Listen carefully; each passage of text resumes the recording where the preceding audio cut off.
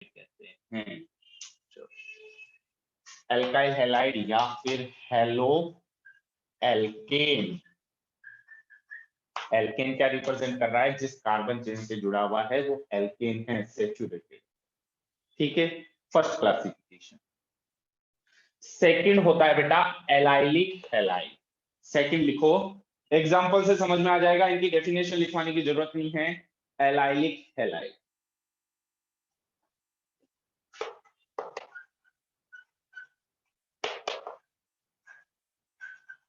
हम ये क्लासिफिकेशन कर रहे हैं कार्बन के हाइब्रिडाइजेशन के बिहाफ पे।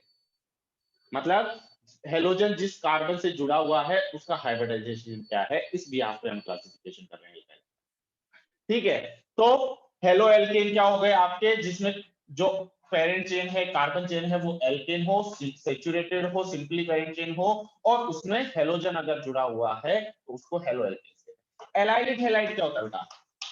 एलाइल ग्रुप प्रेजेंट हो, CH2 डबल बॉन्ड CH और उससे जुड़ा हुआ कार्बन सैचुरेटेड CH, और अगर उससे कोई हेलोजन जुड़ा हो तो उसको कहते हैं एलाइलिक हैलाइड।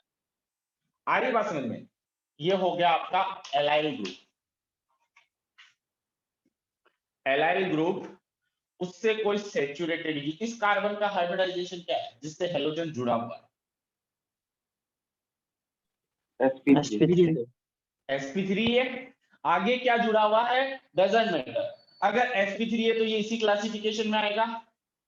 yes sir और अगर sp3 कार्बन से आगे एलाइल ग्रुप जुड़ा हुआ है CH2 डबल बॉन्ड CH, तो उसको कहते हैं allylic halide. Like CH2 double bond CH CH2 और आपका Cl Br I कोई भी हेलोजन जुड़ा हो तो वो होता है आपका एलाइलिक हैलाइड। आया समझ में?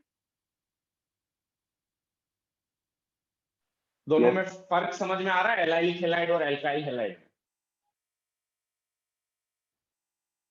सर फिर से बताइए। बेटा एलाइलिक हैलाइड कोई भी CH2CH ग्रुप है उसको एलाइल ग्रुप कहते हैं, उस ग्रुप से sp3 कार्बन अटैच, और उस sp3 कार्बन पे आपका कोई हेलोजन प्रेजेंट है तो उसको एलाइलिक हैलाइड कहेंगे। हरी बात सुन, ये ऐसे भी हो सकता है, ये भी एलाइलिक हैलाइड है, डबल बॉन्डेड, और उससे जुड़ा हुआ कार्बन कैसा है sp3, और उस पे अगर yes, हेलोजन, ये भी एलाइलिक हैलाइड, ये भी एलाइलिक। क्लियर हुआ? डायरेक्ट डबल बॉन्डेड कार्बन से नहीं जुड़ना चाहिए क्योंकि ये तो sp2 हो जाएगा। अगर sp3 कार्बन से हेलोजन जुड़ा हुआ है और वो sp3 कार्बन किसी डबल बॉन्डेड कार्बन से जुड़ा हुआ है तो इस ग्रुप को एलाइल ग्रुप कहते हैं। बोलो, दोनों एग्जांपल नोट कर लो एलाइलिक हैलाइड के लिए।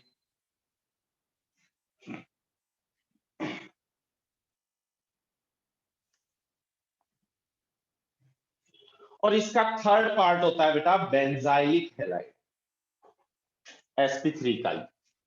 जो sp3 का क्लासिफिकेशन पढ़ रहे हैं इसका थर्ड पार्ट होता है benzylic halide.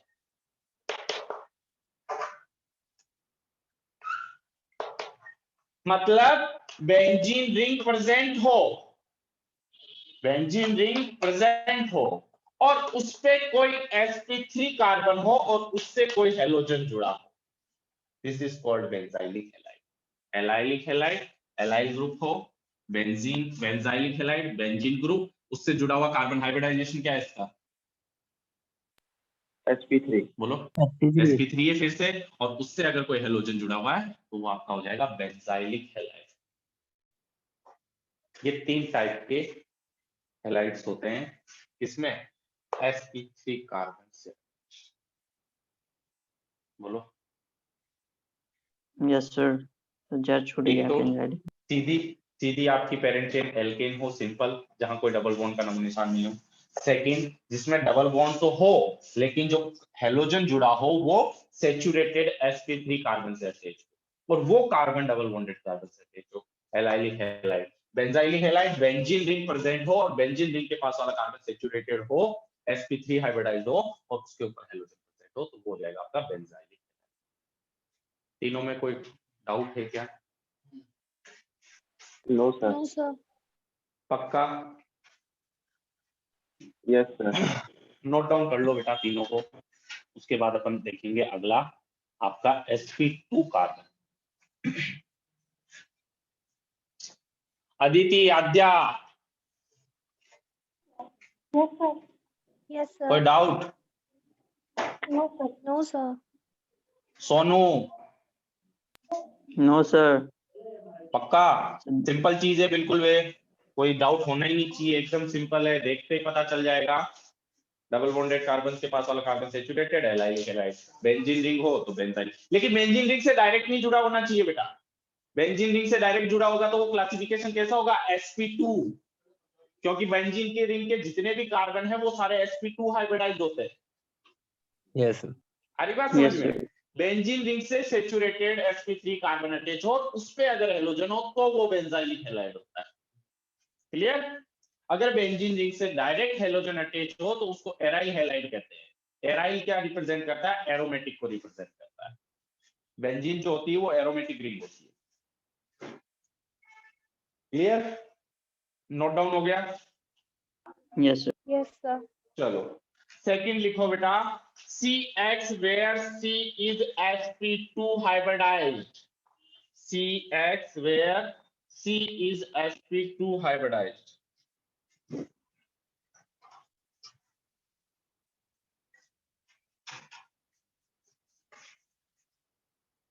CX where C is sp2 hybridized, और इसका फर्स्ट लिखो एराइल हैलाइड।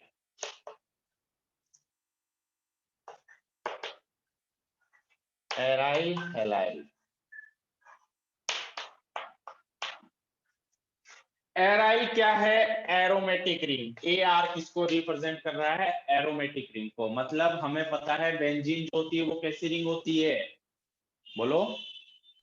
एरोमेटिक। एरोमेटिक होती है। पढ़ा है सबने 11th क्लास में एरोमेटिक क्या होता है बेटा? Yes. Yes sir. क्या होता है दिग्विजय?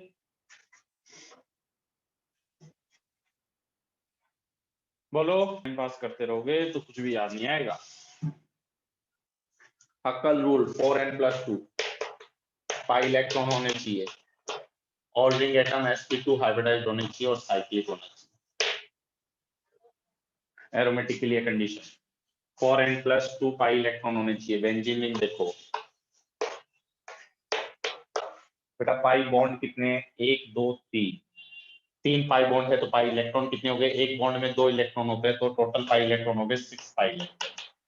क्या इस कंडीशन को सेटिस्फाई कर रहे हैं? बिल्कुल कर रहे हैं। 6 पाई इलेक्ट्रॉन। यहाँ पे n = 0 रखने पे 2 आएगा, n = 1 रखने पे 6 आएगा, n = 2 रखने पे 10 आएगा, 14 आएगा, 18 आएगा, 22 आएगा, सीरीज बन जाएगी। तो इनमें से अगर कोई भी नंबर ऑफ पाई इलेक्ट्रॉन है तो वो आपका कंपाउंड एरोमेटिक होता है। 11th क्लास में पढ़ चुके हैं। तो बेंजीन में कितने पाई इलेक्ट्रॉन है? 6 पाई इलेक्ट्रॉन है। हक्कल रूल को फॉलो कर रहे हैं, 6 एरोमेटिक। और अगर इससे कोई आपका हेलोजन डायरेक्ट जुड़ा हो तो उसको कहते हैं एराइल हैलाइड। आर क्या रिप्रेजेंट कर रहा है? एरोमेटिक। और उससे अगर कोई डायरेक्ट हेलोजन जुड़ा हुआ है, एरोमेटिक है, और रिंग का रिंग एटम क्या है? Hybridization sp2। अरे डबल बॉन्डेड वाला एल्कीन का हाइब्रिडाइजेशन क्या Yes, होता है? sir. sp2 होता है ना। तो Yes, sp2 sir. Ring atom aromatic ring है, और उससे अगर डायरेक्ट हेलोजन जुड़ा हुआ है तो वो होता है आपका एराइल हैलाइड। बोलो किसी को दिक्कत? No sir. बोलो। याद आ गया एरोमेटिक क्या होते हैं? Yes, sir. Yes sir. Yes sir. चलो, तो एराइल हैलाइड लिख के उसमें लिखो बेटा, halogen atom is directly attached to carbon atom. Aryl halide में लिखो बेटा, halogen atom is directly attached, halogen atom is directly attached to the carbon atom of an aromatic ring, to the carbon atom of an aromatic ring।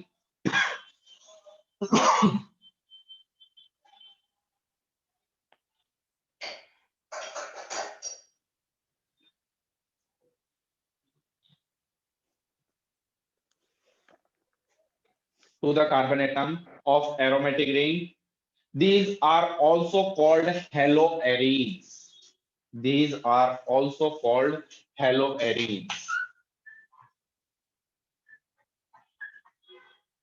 HALOARENES, haloarenes भी कहते हैं, हेराइड halide या haloarenes. ठीक है,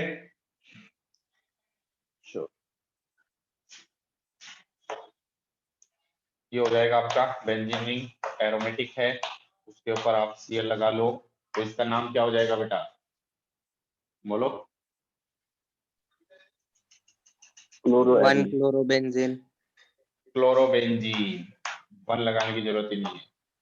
अगर ब्रोमीन लगा दें तो ब्रोमोबेंजीन। ब्रोमोबेन क्लियर।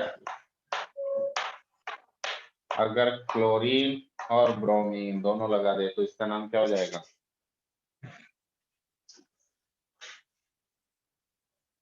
बोलो। सर 1 ब्रोमो IUPAC नहीं। 4 क्लोरो बेंजीन। 1 ब्रोमो 4 क्लोरोबेंजीन, सही है।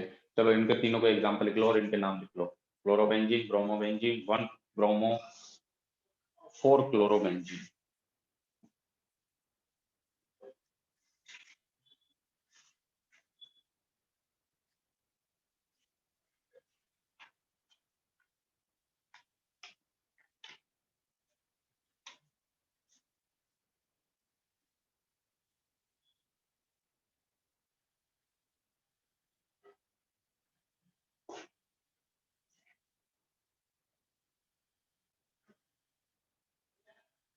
हो गया।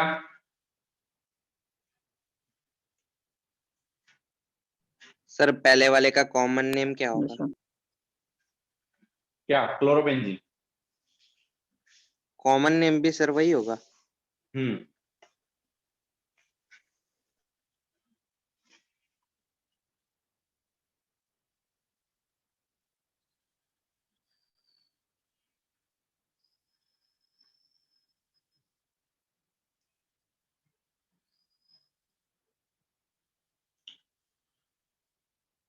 नोट डाउन हो गया।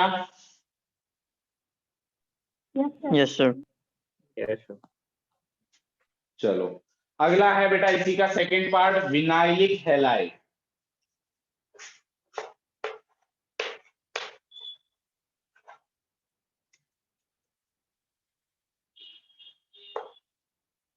Vinylic halide, VINYLIC, vinylic halide.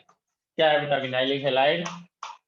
Aromatic ना होके कोई भी दूसरी अनसेचुरेटेड sp2 हाइब्रिडाइज्ड कार्बन हो और उससे डायरेक्ट आपका हैलोजन अटैच हो। एलाइलिक हैलाइड और विनाइलिक हैलाइड में फर्क समझ में आया? वहां पे डबल बॉन्डेड कार्बन से जुड़ा हुआ कार्बन sp3 था और उससे हैलोजन जुड़ा हुआ था। यहाँ पे जो हैलोजन जुड़ा होगा वो डायरेक्ट डबल बॉन्डेड कार्बन से जुड़ा होगा। डबल बॉन्डेड कार्बन का हाइब्रिडाइजेशन क्या होता है, sp2 बोलो? sp2। तो ऐसे हैलाइड को क्या कहते हैं, vinylic halide. Is that clear? This is vinyl. CH2CH को कहते हैं विनाइल और उससे अगर डायरेक्ट हैलोजन जुड़ा हुआ है तो विनाइलिक हैलाइड होता है।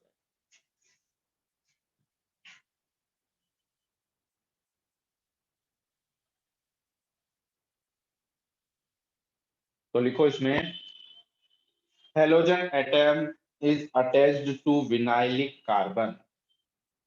Halogen atom is attached to vinylic carbon.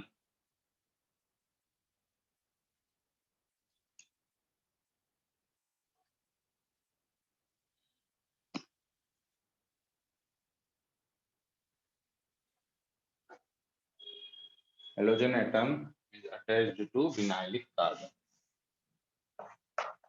CH2 double bond CH bromine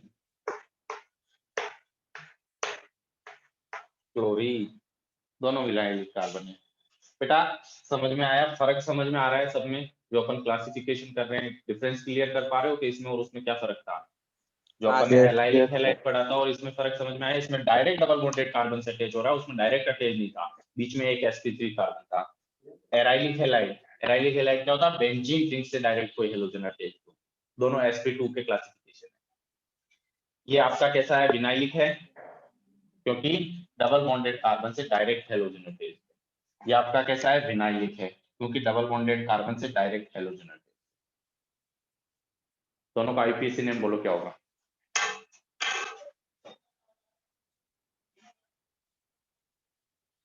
दोनों का आईपीएसी नेम बोलो। ब्रोमोइथीन। one more, Bromine. ब्रोमोइथीन या Yes, one sir. Bromoethene? First sir का 1 sir. ब्रोमोइथीन। हाँ, सर वही सब्स्टिट्यूशन के लिए तो वन लगाना ही पड़ेगा, वन सर ब्रोमोइथीन। 1 क्लोरो चलो वन नहीं हेक्स लगाएंगे तो नहीं होगा। हेक्स-1इन। क्या होगा सेकंड का? 1 क्लोरो हेक्स-1इन। साइक्लो कौन लगाएगा बेटा? हाँ सर, साइक्लो 1 क्लोरो साइक्लो हेक्स-1इन। 1 2 नंबरिंग हो जाएगी। यहाँ से इसलिए क्योंकि यहाँ पे डबल बॉन्ड भी वन पे मिल रहा है और सब्स्टिट्यूशन भी है। यहाँ पे इसलिए नहीं क्योंकि यहाँ पे डबल बॉन्ड तो वन पे मिल जाता है, लेकिन सब्स्टिट्यूशन तो 1 क्लोरो साइक्लोहेक्स 1 इन या साइक्लोहेक्सीन। क्लियर? चलो, ये हो गया आपका विनाइलिक हैलाइड।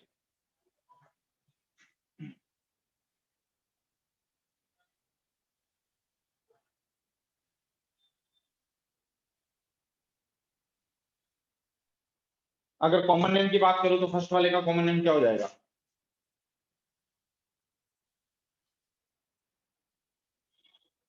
बोलो।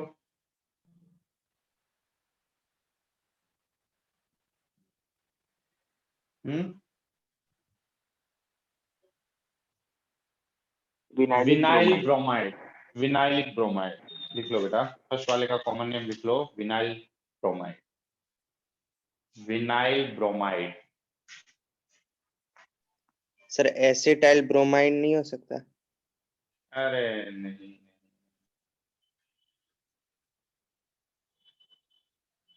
Vinyl bromide. चलो, ये क्लासिफिकेशन खत्म होता है। एसिड का कोई क्लासिफिकेशन नहीं है, उनमें कोई अलग अलग डेराइव नहीं किया, बस एसपी की सीधा भी यहाँ पे किया हो, तो मेन तो जो होता है वो यही होता है। उसके बाद लिखो बेटा physical property of alkyl halide. Physical property of alkyl halide. अब अपन एल्काइल हैलाइड की फिजिकल प्रॉपर्टी देखेंगे। अगर मैं बेसिक फिजिकल प्रॉपर्टी की बात करूं तो कौन कौन सी फिजिकल प्रॉपर्टी होती है किसी भी कंपाउंड के लिए? केमिस्ट्री में कौन कौन सी basic properties? Physical property. State. State, okay. melting point, boiling point, size, melting point, boiling point, Bond length. Bond length, bond strength, Bond strength. Density, density, bond angle, density, solubility. हमारी बात सुनिए, density, yes, solubility, ये सारी physical property. तो इनमें से कुछ physical property हम देखेंगे एल्काइल हैलाइड की। एक यूनिवर्सल प्रॉपर्टी बता रहा हूं जो किसी भी कंपाउंड के लिए फिट बैठती है। मॉलिक्यूलर वेट बढ़ने पे, मॉलिक्यूलर वेट बढ़ने पे मेल्टिंग पॉइंट, बॉइलिंग पॉइंट और डेंसिटी, ये तीनों बढ़ेगी। किसी भी कंपाउंड का मॉलिक्यूलर वेट बढ़ने पे उसका मेल्टिंग पॉइंट भी बढ़ेगा, बॉइलिंग पॉइंट भी बढ़ेगा और डेंसिटी भी बढ़ेगी। ये हमने हाइड्रोकार्बन में भी देखी थी यही प्रॉपर्टी। जहां जहां मॉलिक्यूलर वेट बढ़ता है उसका मेल्टिंग पॉइंट भी इंक्रीज हो जाता है, बॉइलिंग पॉइंट भी इंक्रीज हो जाता है और डेंसिटी। क्लियर? तो फिजिकल प्रॉपर्टी हेडिंग डाल के उसमें फर्स्ट लिखो बेटा density.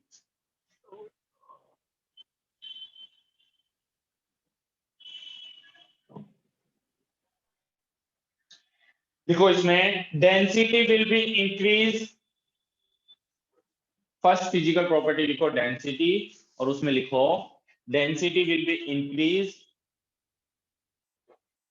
Density will be increase with increasing of molecular weight, density will be increased with increasing of molecular weight.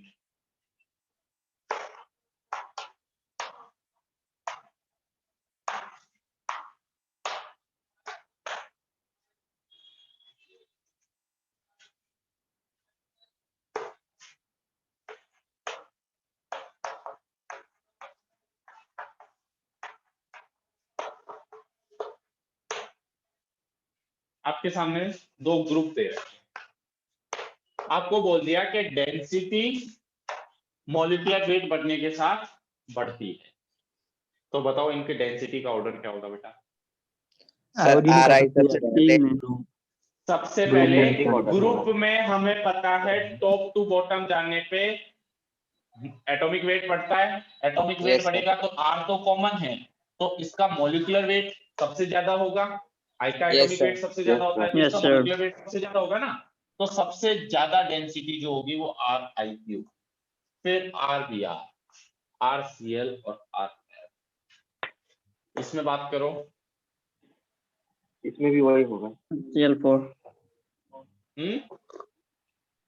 वही ऑर्डर होगा सर, ऊपर वाला। सर सी चार हाँ क्लोरीन सर है, वही ऑर्डर होगा। 3 क्लोरीन है, 2 क्लोरीन है। अब यहाँ पे हेलोजन जो है वो सेम है, लेकिन नंबर ऑफ हेलोजन डिफरेंट है। तो जितना ज्यादा हेलोजन होगा उस कंपाउंड का वेट उतना ही तो ज्यादा होगा molecular weight. Yes, sir. Simple सी बात है, जितने ज्यादा हेलोजन होंगे उस कंपाउंड का मॉलिक्यूलर वेट उतना ज्यादा होगा, और जितना मॉलिक्यूलर वेट ज्यादा होगा डेंसिटी उतनी ज्यादा होगी। दोनों ऑर्डर लिखो। डेंसिटी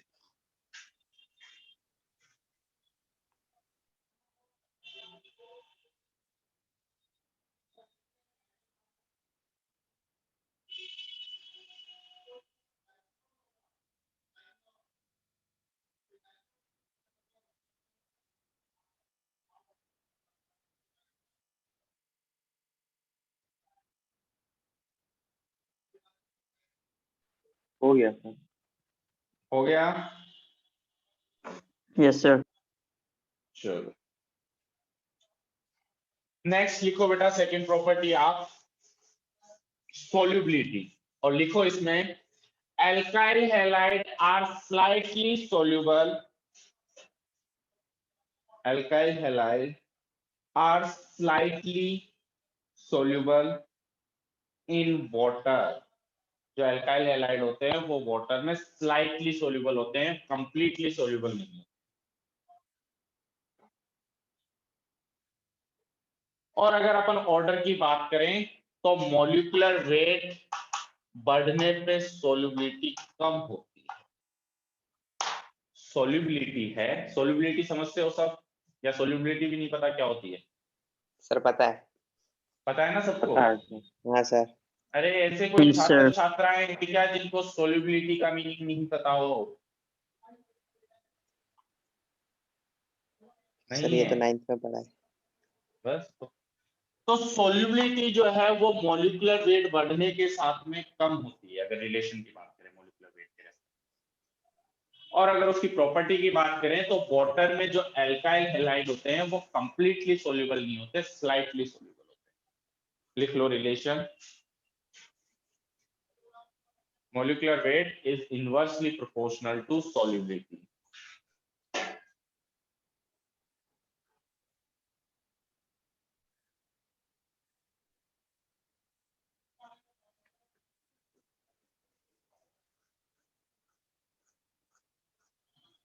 लिख लिया sir.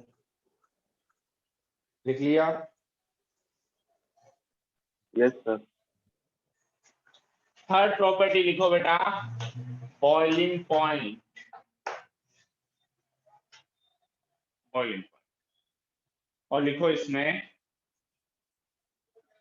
with increasing of size, with increasing of size, with increasing of size or mass, with increasing of size or mass, with increasing of size or mass, boiling point will be increased। Size या मास बढ़ने पे, size compound की size बढ़ रही है या फिर मास बढ़ रहा है, तो आपका मेल्टिंग बॉइलिंग पॉइंट भी बढ़ेगा। with increasing of size or mass, boiling point will be increased. But in isomeric haloalkane, but in isomeric haloalkane,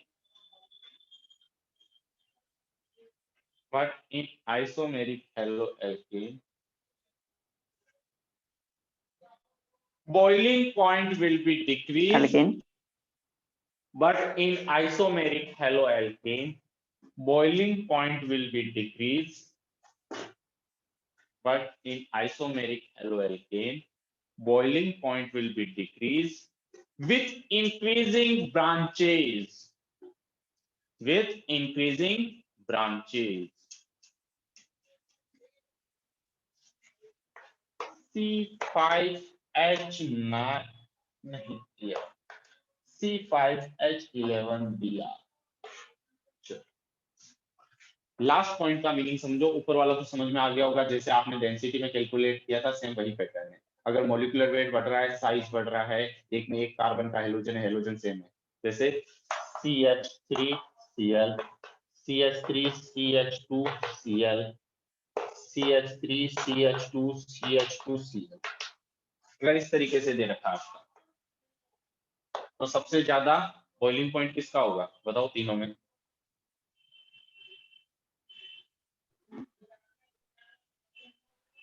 तीसरा बोलो, तीसरे का सिंपल सी बात है, ज्यादा होगा। क्यों? साइज बढ़ रहा है, या फिर आप ऐसे देख लो, मॉलिक्यूलर वेट भी तो बढ़ रहा है, नंबर ऑफ कार्बन बढ़ेंगे तो मॉलिक्यूलर वेट भी तो बढ़ेगा। एक ही Yes, कॉन्सेप्ट sir. है, मेल्टिंग पॉइंट हो, बॉइलिंग पॉइंट हो, डेंसिटी हो, दिमाग में घुसा लो, एक ही कॉन्सेप्ट है। अगर मॉलिक्यूलर वेट बढ़ता है तो कंपाउंड का एन मेल्टिंग पॉइंट, बीबी बॉइलिंग पॉइंट,